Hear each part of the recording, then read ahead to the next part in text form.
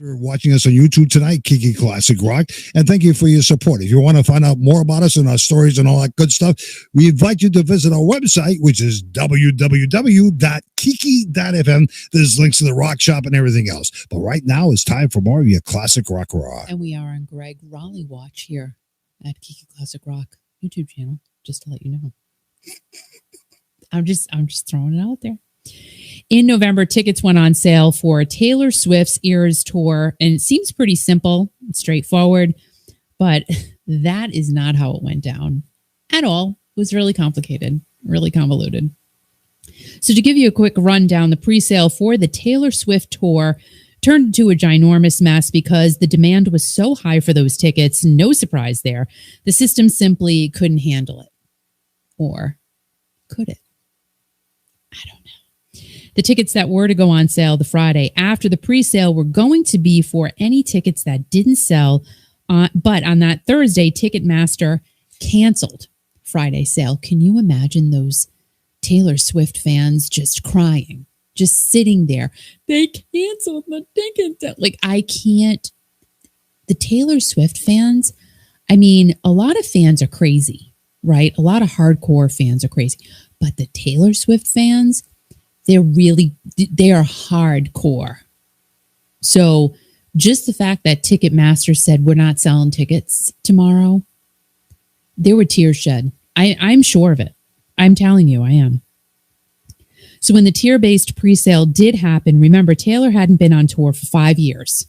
So it was pent-up demand and it was overwhelming. But once the green light was given, it was crazy. It was difficult for fans to even get into the system to buy the said tickets. They couldn't even get in. It was that crazy.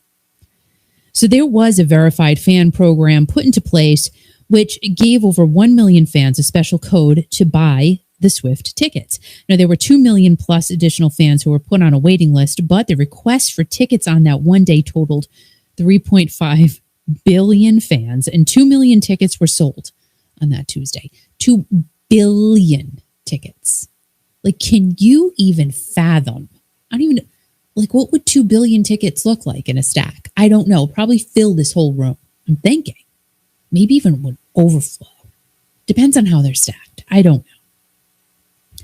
So fans were getting really upset when they'd started selling tickets on third-party sites, selling for thousands more than face value. The verified fan program was supposed to put in place to eliminate the chances of scalpers and bots having access to those tickets.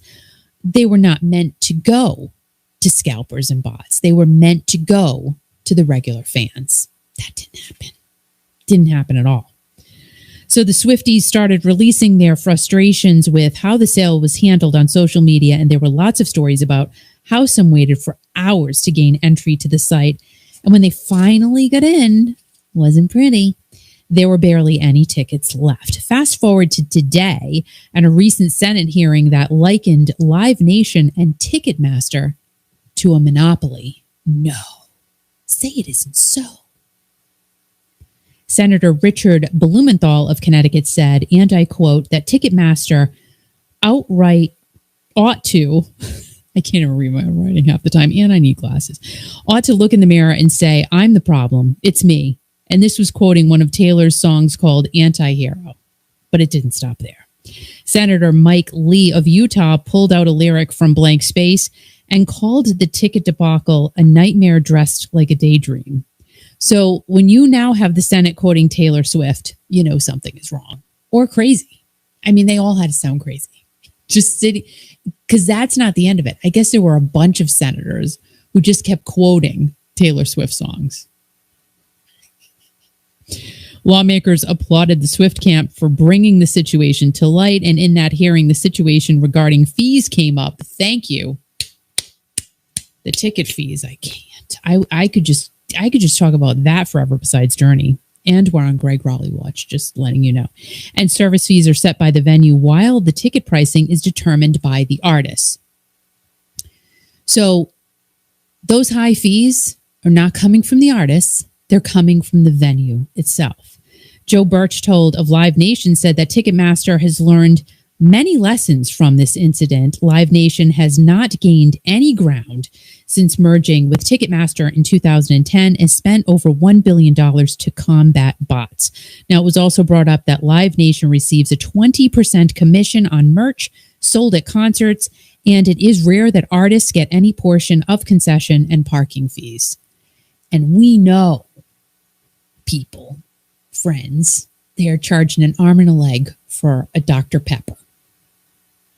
Dude, it's what, like $20 a cup? Oh, but you get to keep the cup, thanks. So if you're thirsty, what are you going to do? And now, how much bottles of water are what, like $7? Stop. You can't even smuggle one in because they're like, no, you can't bring that in here. Why not? I used to do it with my kids at the movie theater. I used to take candy, all kinds of snacks. I even got to a point I was like making snacks, like hot snacks, sticking them in my purse so like we could have a fiesta at the movie theater because it was cheap.